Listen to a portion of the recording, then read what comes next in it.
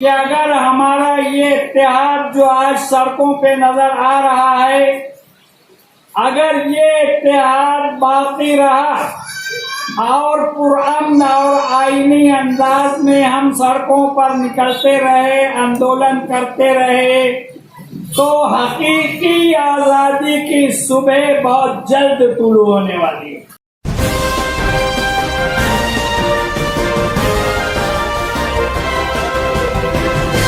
مانو سماچار، مانوتا کے حق میں۔ آداب، میں ہوں عمران راشد اور آپ دیکھ رہے ہیں مانو سماچار۔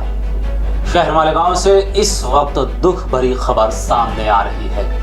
شہر مالیگاؤں کی سماجی، ملی، دینی و فلاحی شخصیت، کل جماعتی تنظیم کے ترجمان عالی جناب حضرت مولانا عبدالحمید اظہری صاحب کا 4 دسمبر کی رات میں انتقال ہو گیا۔ مولانا موصوف کی تدفین دوپہر میں 2:30 بجے مالیگاؤں بڑا قبرستان میں عمل میں آئی۔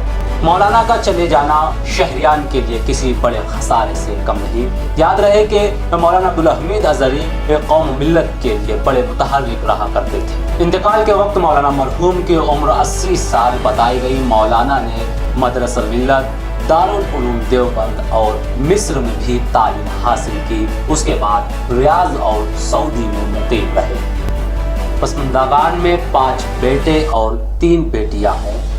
اس وقت شہر مالیگاؤں میں بڑا افسوس کیا جا رہا ہے مولانا عبدالحمید اظہری کے انتقال پر، کیونکہ مولانا کا اس دنیا سے چلے جانا شہریان کے لیے، قوم و ملت کے لیے کسی عظیم اور بڑے خسارے سے کم نہیں۔